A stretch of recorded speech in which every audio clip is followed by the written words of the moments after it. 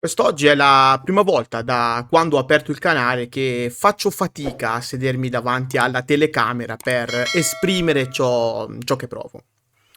Sì, perché è ormai noto a tutti voi che Mina Shirakawa ha deciso di lasciare la Stardom per firmare un contratto con la AEW, la All Elite Wrestling. Personalmente per me è un duro colpo perché con Mina se ne va anche un pezzo di me. Ovviamente vi starete chiedendo come mai questa scelta fatta dalla Shirakawa mi abbia sconvolto così tanto e allora lasciate che vi racconti una storia.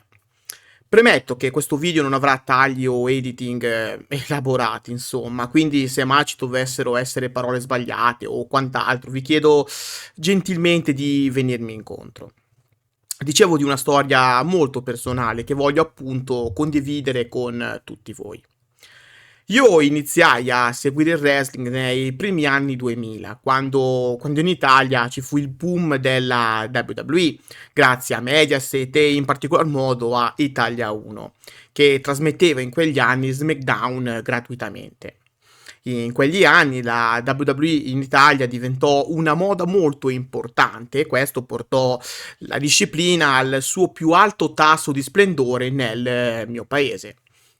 Basti pensare che grazie a ciò si poteva trovare nei negozi sotto casa qualsiasi tipo di merchandising legato proprio ai lottatori di quei tempi.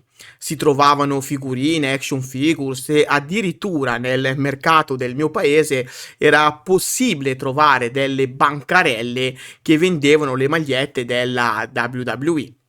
Mi ricordo come se fosse oggi che io acquistai quella di Batista mentre mio fratello quella di John Cena. Era un qualcosa di magico. Purtroppo però questa moda ebbe vita breve, sì perché quando qualche anno più tardi Mediaset decise di cancellare dal proprio palinsesto tutta la programmazione dedicata alla WWE a causa del fatto di cronaca nera che colpì Chris Benoit.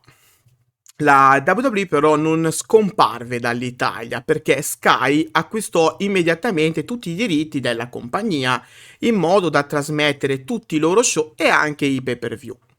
Caso volle che proprio in quegli anni mia mamma decise di abbonarsi a Sky, quindi io non soffrì la transizione dei programmi WWE da Mediaset a Sky, potendo appunto continuare a seguire il prodotto.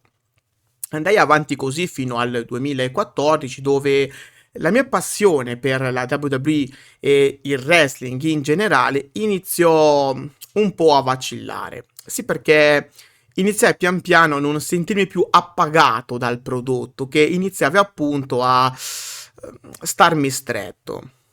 Forse anche per colpa di un Kirito che stava crescendo e che magari iniziava a volere altro nella vita, non so. Fatto sta che continuai su questa strada tra alti e bassi, continuando sì a seguire la WWE, ma in modo altalenante, direi discontinuo.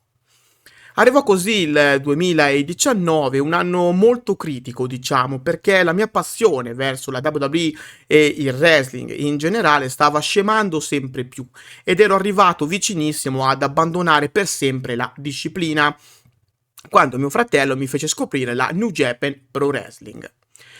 Iniziai quindi pian piano a immergermi nel mondo del Pororesu grazie appunto alla New Japan Pro Wrestling che mi piacque sin da subito, ma c'era comunque un qualcosa che mancava e che non mi soddisfava appieno. Come ovviamente sapete, la New Japan Pro Wrestling non ha una divisione femminile e siccome io avevo sempre preferito il wrestling femminile a quello maschile, la New Japan non era esattamente ciò che cercavo.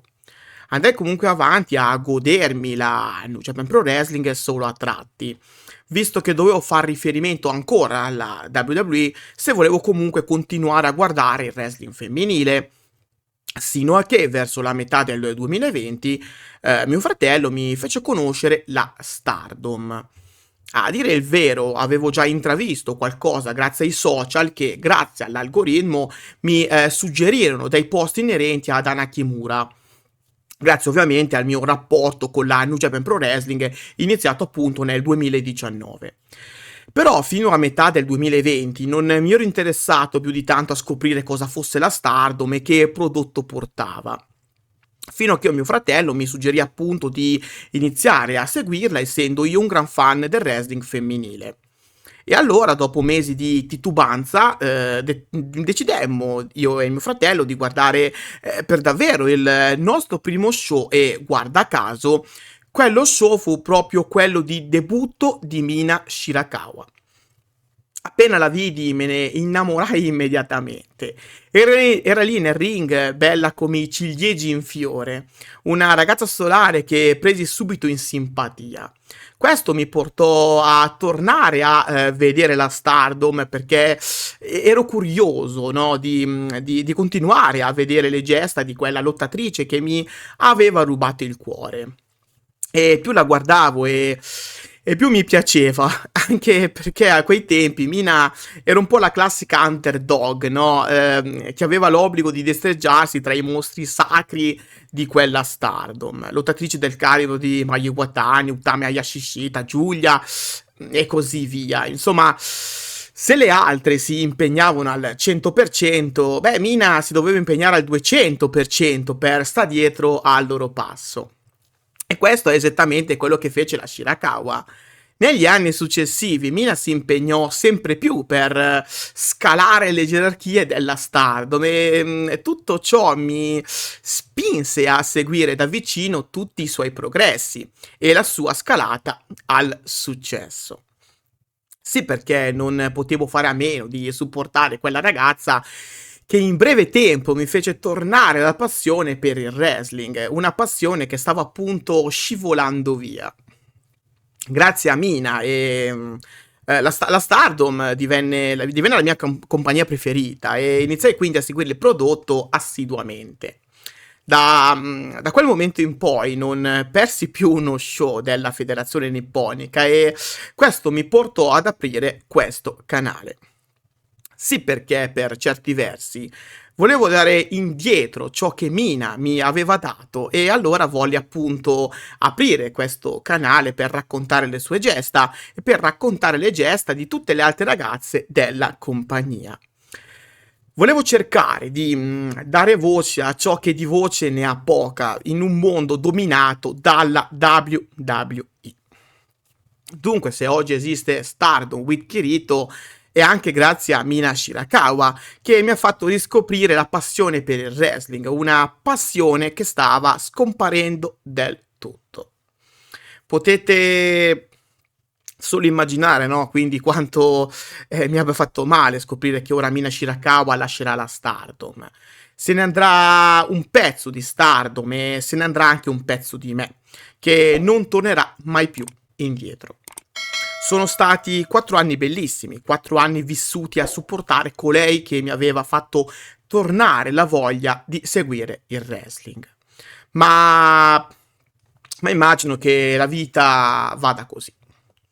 Ho ricevuto tanti messaggi di sostegno da tanti di voi e di questo ve ne sono enormemente grato. Grazie di cuore, davvero. Grazie anche a chi ha guardato o guarderà questo video, insomma.